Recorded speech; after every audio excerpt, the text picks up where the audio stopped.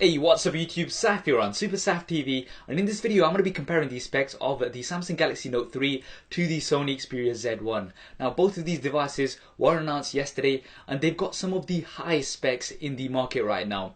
But how do they compare? What are the key differences between these two?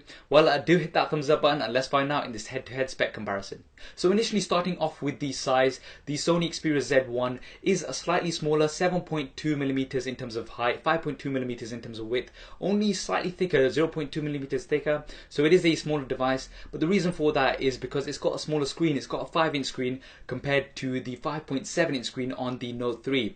Now this is quite impressive to see that the Note 3, although it's not massively bigger, it does have quite a larger screen, and that's because the bezels around the Note 3 are quite thin, and it's quite impressive to see that they've got a 5.7-inch screen within these dimensions. Now in terms of resolution, both of these have a full 1080p display, 1920 by 1080, but because the Xperia Z1 does have a smaller screen, you've got more pixels within a smaller space, so it's got 441 ppi pixel density, whereas the Note 3 has roughly about 386 ppi. So generally speaking, images, video and text are going to be looking a little bit more sharper on the Z1. You may not notice a huge deal of difference at that resolution, but definitely the Z1 has a slight edge in terms of the ppi. Another thing to also note is that the Z1 has triluminous technology, I believe that's how it's pronounced, and this is an improvement on the Xperia Z, which didn't have great viewing angles, so hopefully that's now improved. Now in terms of the weight, the Xperia Z1 is very slightly heavier, 2 grams.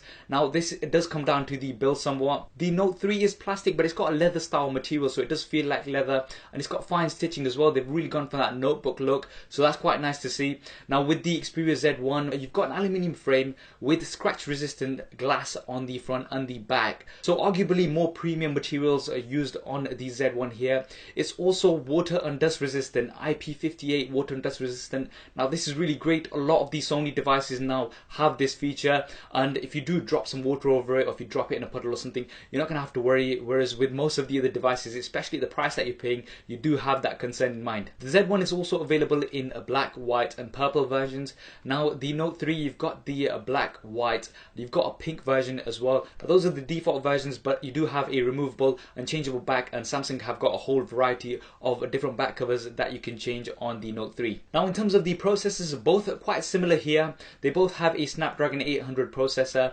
and you've got different clock speeds on here, quad core 2.3 GHz versus quad core 2.2 GHz. Both have the same GPU as well. Now for the Note 3, this is the LTE version. The Note 3 is also going to be coming in a 1.9 GHz octa-core version for the 3G only markets. Now in terms of performance, I would expect them to be quite similar because of the similar internals that they've got here. The RAM, however, the Note 3 does have 3 GB of RAM versus 2 GB on the Z1. Now the Note 3 does have advanced multitasking features, which we'll be talking about a little bit later, and the RAM's really going to come in use for that. Now in terms of the different storage options available, the Z1 only has the 16 GB version. The Note 3, you've got the 32 and 64 GB versions, but both of these do have expandable storage, micro SD up to 64 GB. Now this is great to see on both of these devices, because it's something that we're seeing a lot less of on some of the other major devices out there. Now looking at the cameras, this is very interesting. Starting off with the Note 3, you've got a 13 megapixel camera. It's pretty much identical to the S4. Now I have been using the S4 quite a bit, and there's lots of comparisons on my channel with other devices. It's a very good camera, especially in good light. In low light, it's not so great, and that's something that the Z1 is supposed to be really good at. It's got a larger sensor size compared to most of the smartphones out there, the same sensor size as most compact point and shoots out there. So firstly, you're going to get high resolution, so you've got 20.7 megapixels, so a much higher resolution on here, and also low light performance is going to be really good because of that larger sensor size. The larger the sensor, the more light you're going to be able to capture in there, which is absolutely great and really impressive to see. It also has superior auto mode, so generally speaking on your smartphone, you usually just pull it out on auto and you take an image, and this hopefully will be giving you better results because it's going to be able to detect the scene a little bit better compared to other smartphones. The Note 3 does have some of the S4 camera features, so you've got drama shot, sound in shot, dual shot as well as believe. I'm not 100% sure on this, but I do believe it's also got dual shot. Now moving on to video, the Z1 has 1080p at 30 frames a second from the rear facing camera, and you've also got HDR video, so you've got nice dynamic range on videos as well as images on the Z1. The Note 3, now this is quite interesting. You've got 1080p at 30 frames a second for the 3G model, but the LTE model, you've got 1080p at up to 60 frames a second, and you've also got 4K recording, Ultra HD, 2160p, and that's absolutely insane. That on a smartphone is just another level, and it's really pushing the boundaries there.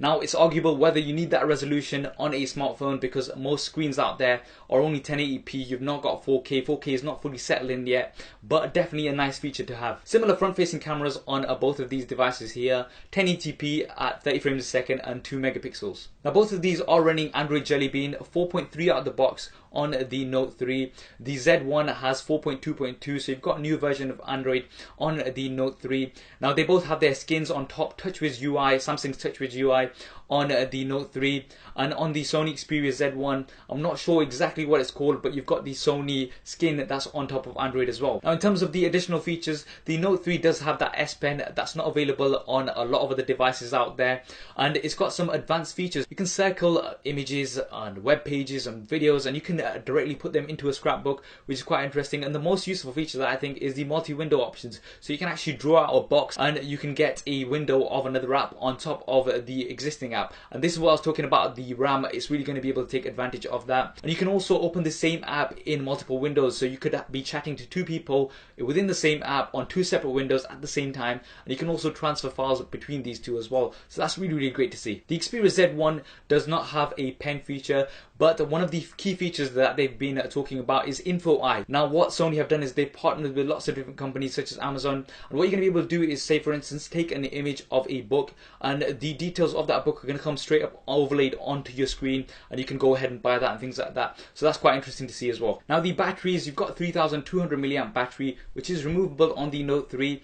On the Z1 you've got 3000 milliamp battery, which is not removable. So you've got an advantage here on the Note 3. Firstly, a higher milliamp battery, and it's also removable, so you can carry on a spare or replace it altogether. Performance wise, we'll have to see these side by side, but these are larger than most of the other devices out there, so generally speaking they're going to get you through the day with some good usage. Now in terms of the price, the Note 3 price has been confirmed, £650 it will be for in the UK, and I'd expect it to be roughly about $750 to $800 in the US. The Xperia Z1, you're going to be looking at roughly between £550 to £600 here in the UK, or roughly between $650 to $700 in the US. So the Z1 is slightly cheaper than the Note 3, and both of these are going to be available late September, early October time. So those were the key differences between these two devices. Both have their advantages. The Z1 is water and dust proof, and it's also got that 20.7 megapixel camera with that amazing sensor, whereas the Note 3 has advanced multitasking, more RAM, and also that 4K video recording. I do think it comes down to personal preference. Both are really good. Which do you prefer? Which one would you go for? Do drop me a comment below and let me know your thoughts. I hope you enjoyed this video and found it useful. If you did, as always, please do hit that thumbs up button for me. It really does help me out. And why not subscribe to the channel? I've got plenty more content coming up in here. Thanks for watching. This is Saf on Super Saf TV, and I'll see you next time. If you want to see more regular videos like this one, then be sure to hit the subscribe button, which will be below. If you're on a mobile device, it may be somewhere else. If you want to see my previous related video, then hit the link right here. If you want to stay in touch over Facebook, Twitter, and Google+, then all of the addresses will be there somewhere, as well as direct links in the description below.